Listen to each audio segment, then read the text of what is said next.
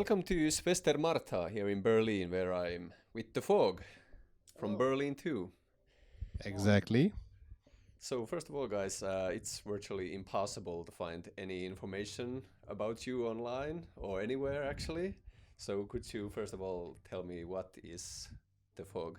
It's a band. It's a punk band from Berlin. There's not so much to know about it. So yeah, it's hard to find because we didn't choose a name that is Google friendly. So if you Google the fog, you probably won't find the band, but it doesn't matter. It's just a small punk band from Berlin. And obviously there's no social media or something. Okay. Of course not. And who's in the band and when did the band come together? So there's 5 members, and the band started at around 2 years ago, I think. Right? I think so. 3 years. 3 years? Yeah, we don't know. Maybe. We don't know. 3 years? Yeah, 3 years ago. Actually, it was September 2017, right? That was the first show we played. Yeah. So it's 3 years. 3 years. Okay, so you're a punk band, but yeah, what kind of music do you actually play? For me, it's just punk. It's loud. It has lots of guitars and drums and bass and a singer. So it's, yeah.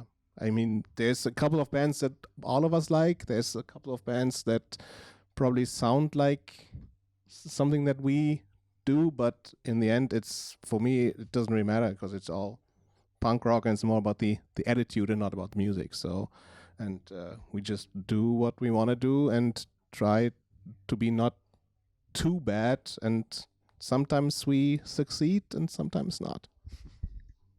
Okay, you have an EP out. So what can you tell me about that recording? So the first record we recorded in 2 days in like a rehearsal space of friends of ours from Walkaway. It's like another Berlin-based band, and we kind of did it all ourselves, like DIY. A friend of ours recorded it, and after that we sent the whole thing. We sent the whole thing to Boston to Dead Air Studios to master it, and actually that's it.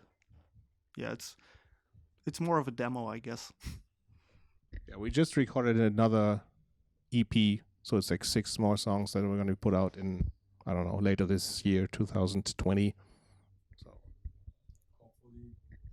Hopefully within the next couple of weeks. So it's gonna be out on Refuse Records as well. And yeah, there's like 6 new songs that are actually in the mix at the moment. Okay, and where does the inspiration to your music come from, you guys? Are you a political band? I wouldn't say that. I mean, he writes the lyrics, so I guess he should say something about it. The lyrics are mostly personal, I guess, but then in the end, I think that everything is kind of political because, you know, if you deal with everyday life and, you know, with everything that's all around you, like social issues mostly, then those are like political contents, in my opinion. So, but it's not like a, you know, like a strictly political direction or anything. It's just some stuff that, you know, I would observe or experience myself and just write about it, maybe. But they are very simple and I don't just like we are, because Yeah, we're just like very we are, simple very simple. people, know. but One trick mind. That Yes. is like kind of putting stuff not so on smart paper that is also. maybe happening around him. So Yeah, and the That's band we don't have an agenda as a band. Like we're 5 or 6 people with very different ideas about life. There's a couple of things that we share. We all vegan more or less, and we all like are All the same age. all not we're not even the same age. We don't, you know, we're not too much into party and stuff like that. But okay, me but yeah, there's like straight edge band. Let's put it like that. yeah, the Fog is a straight edge band, but it's not, you know, it's not the main topic of the band. Not something that we would like put on our agenda or anything. It's just like who we are, but then, you know, everything is kind of connected, I guess. Yeah, I guess that's more how we came together. Like, we don't have straight edge lyrics or something. It's more We like had actually. yeah, Yeah. in the intro. Yeah, Old, bitter, and out of touch. ist doch Straight Edge, oder? Ah. Okay, is there a straight edge scene here in Berlin, and can you tell me a bit about the scene here? I would say so. I mean, obviously, there's people who are living the straight edge lifestyle, but I don't think we're like part of the scene or something. Yes, we are kind of. I don't know. Berlin is in terms of scenes and people that are close together. It is, at least it's my feeling. It's not like in other cities. It's there's so many people who look the same, do the same music, rent out the same venues, have record labels, but they don't really all have anything really in common. In the end, it's strange. There's like a punk scene, I guess you can say this, or alternative or something, and within this there is, I guess there are at least 5 or 6 different types of hardcore scenes, or punk, or oi, or whatever. I think it goes into gray zone stuff. Everything's here in Berlin. There's like, but I don't know. It's like it's not like in smaller cities where there's a real scene where everybody has like different opinions or interests, but they have to take care of one venue or something because they have to struggle that this place stays alive. But in Berlin, there are so many venues and there's so many people with small interests, and some have to do with each other, but it's not like a real scene. And the same is with the straight edge scene. There are straight edge people here. We know a lot of them. There are some that we have never seen before, some bands that we don't like or that don't like us or don't know of. I don't know. It's this Berlin vibe is kind of strange and also affects this straight edge hardcore punk thing. Yeah, basically, Robert refuses Berlin straight edge. The whole scene, it's one person. He's doing all the shows. He's putting out. This Berlin straight edge thing, right? Happening. It's like a kind of political group that is calling itself Berlin Straight Edge, that does a lot of antifa work and stuff like that. So I mean, it's also pretty much a handful of people only. Yeah, but so it's also like less than a handful of people. But maybe so less. they are Yeah, quite active on a political level. So, and that's a vegan straight edge group, and they call themselves Berlin Straight Edge. So yeah, but I wouldn't say that the band is part of any scene at all. Like especially not Berlin wise, because as Marcel said, there's a lot of sub scenes in Berlin. And some are like really close and like just stick to their sub scene, but we're not really part of that at all. Like we're more like maybe like nation, like in German wide or like even international, like part of like a very small DIY hardcore scene, but not in Berlin.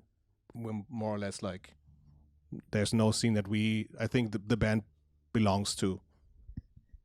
Okay, because on the personal level, I think like when you take every individual here, we have like a huge variety of music and styles. And the Fork, for example, plays with all kinds of bands all around the city, in all the venues. Whoever if it's crust or metal or whatever, we enjoy it. We if people do play the instruments well and come up with good songs, we play with them. It's fun. We enjoy, playing with our friends and stuff like that. So we are not stuck to like a small, like certain venue or a certain like sub scene or whatever. So that's why straight edge is not really a label for us. It's just like who we are. Oh, on a personal level.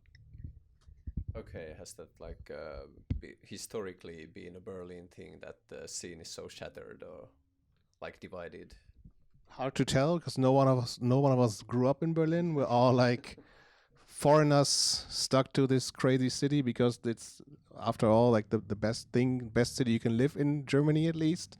So, but none of us is born here. We're all like from different villages or small towns or countries. She's from Russia, actually, Siberia. So yeah, so it's like, but we're all like, our background is different. Like we're living here for a couple of years or months, but like we're not a Berlin band. We're based in Berlin, but I wouldn't think like that being from Berlin is an integral part of the band. It's just where we happen to live. Okay, even though you are not as you said, part of well, straight edge scene as such. But does it still hold a special meaning to you on a personal level? Sure. To some of you. Yeah, it's a big part of our lives, and yeah, it's kind of important, but it doesn't mean that you have to shout it out loud everywhere you go. I mean, after like so many years, it's just who I am. It's just like I couldn't be any different. I think it's just something that I found that found me on the other side, and that kind of was a fit. So, and it works for like most part of my life. My life with straight edge has been way longer than without it. So it's, I don't know, but it's not like something that I would like tell people about, or like, I don't know, have a small talk about or anything. It's just something, for me it's just like normal.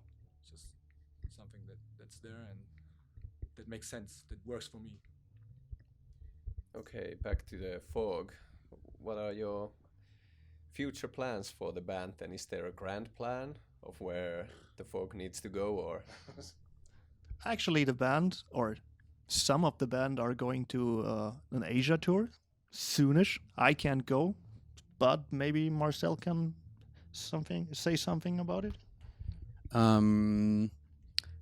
Yeah, with this is something that is very different to other Berlin bands. We don't really care for playing all the shows in Berlin, and a lot of Berlin bands, they play here every month or twice a month or every week. Always want to, I don't know, it's just something that you notice after a while. But we like to play somewhere else. But also we don't like to go on tours, like 2 weeks of Europe. I don't know, we all did this, but we really like to go places where it's funny and like strange places we never been before. Last year we went to Israel for some shows and Spain, because people kind of wanted us there and we wanted to be there.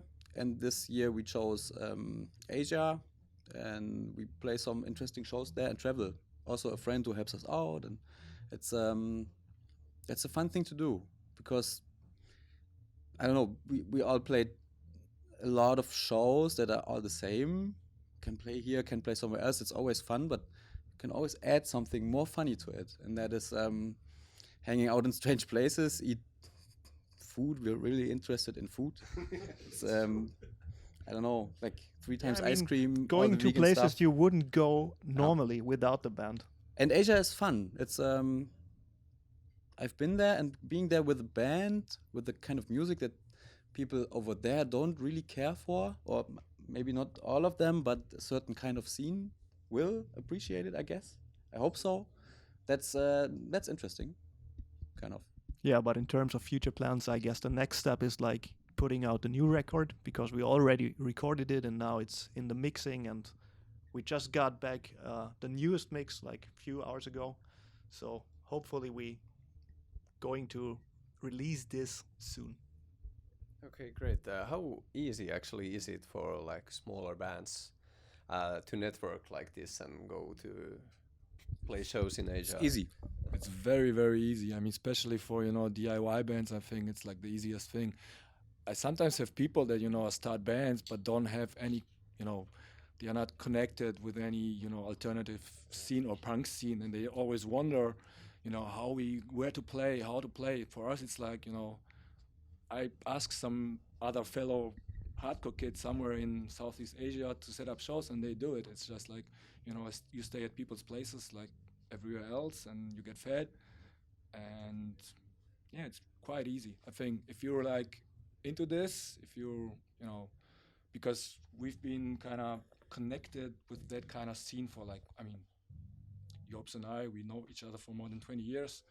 We've been doing this for almost 30 years, I think, and it's like, it comes natural. It comes like, the communication comes natural with people, wherever they're from, whoever they are.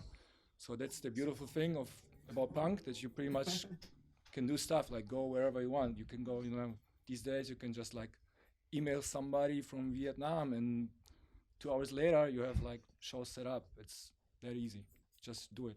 Yeah, if you're part of the DIY scene, which is like really like a network of friends, and it got very much easier with like the internet and everything. So But we did it like also pre-internet times, just writing letters, calling people, and it worked. And if you also like, if you give something back to the scene, to the DIY scene, if you put up shows or have put up shows yourselves and an active part of the scene and do a band, do fanzine, do whatever, then it's like, people help you out and you help people out, and it's just like it works like that. And as there's like no money involved, like it's like for us, the band costs a lot of money for us. Yeah, it's negative money is involved. It's an expensive hobby, so you kind of have to have the finances to do a band and to do stuff like traveling to Asia. But like we know that we're never gonna make any money with a band, like not in a positive way. In a negative way, put a lot of money in the band, and it's an expensive hobby. Crazy. No, it's not crazy, So but it's far, like it was yeah. like, it more or less it kind of carried itself. Break-even band. Yeah, it's It's a break-even. Yeah, Yeah, it's it's enough. I mean, yeah. we don't want to make money. We just like want to go meet people and do our thing, I guess. Okay, thank you so much, and break a leg tonight. Thank Thanks you for having us.